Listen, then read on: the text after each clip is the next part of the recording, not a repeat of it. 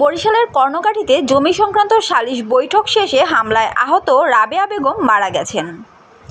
নিহতের পরিবার ৫ জনের বিরুদ্ধে বন্দর থানায় হত্যা মামলা দায়ের করেছে। জানা গেছে, জমি নির্মাণ নিয়ে বিরোধের জেরে গত ১৬ই মে সালিশ বৈঠক হয়। রায়ে অসন্তুষ্ট প্রতিপক্ষ পরিকল্পিতভাবে হামলা চালায়। এতে রাবেয়া সহ কয়েকজন আহত হন। পরদিন হাসপাতালে ভর্তি করা হলে চিকিৎসাধীন অবস্থায় তার মৃত্যু হয়। বরিশাল বন্দর থানার ওসি রফিকুল ইসলাম জানান, মামলা হয়েছে, আসামিদের ধরতে অভিযান চলছে। স্থলে যাইয়া দেখলাম যে ওই বিল্ডিংটার যে কাজ ধরছে ঘরটার, তো ওখানে আরও লোকজন ছিল, তারা গেছে, আমরা শুনে গেছি, আমার বেআইন হয় বাগনিয়ার শাশুড়ি। তারপর যাইয়া আমরা কাল দেখলাম যে কিরাম কি হয়েছে। তখন জায়গা জমি নিয়ে এগোর মাইট দৌড় বহুত আগের থেকে, এগো অনেক জমি বাড়ির মধ্যে, কিন্তু এরা নিজের জায়গায় ঘর উঠেইবে কিছু দুষ্কৃত লোকের কারণে আর কি এটা ই করতেছে। তারপর ওই এলাকার যাই শুনলাম শহীদ খেয়ে আছে, শহীদ খেয়ে সে সালিশি করিয়ে দিয়েছে, করা দেওয়ার পরে এবারে এই লোকরা যাওয়া ধরছে, পরে ওই জায়গার আমাদের দাবি হইল এইটার জন্য সুষ্ঠু সুন্দরভাবে জানি বিচার, এরকম গরিব মানুষ জানি দেশে থাকতে পারে, আর কোনো আমাদের দাবি নেই।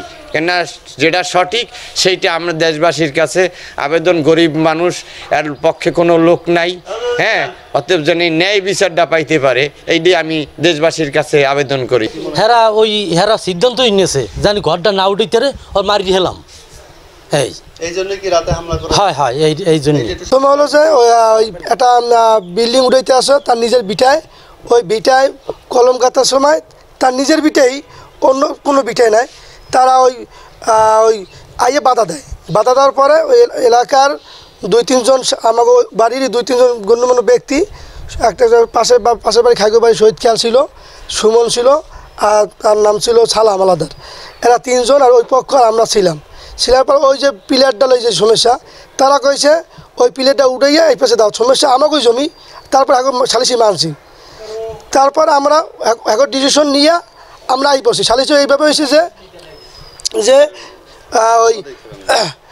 যে ওই পিলার সরাই ফেলাও।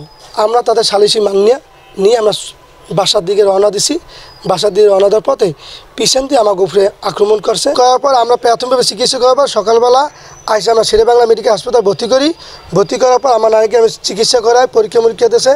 আমি সায়েন্স ল্যাবে পরীক্ষা করাইলাম। করানোর পর আমি সব ওষুধ কিনে আমি বন্দর থানায় চলে গেছি, যার পরে সাধারণ ডায়েরি করছি। আমাদের দাবি হলো তারা দ্রুত গ্রেপ্তার হবে, তাদের আইনগত ব্যবস্থা, তাদের ফাঁসি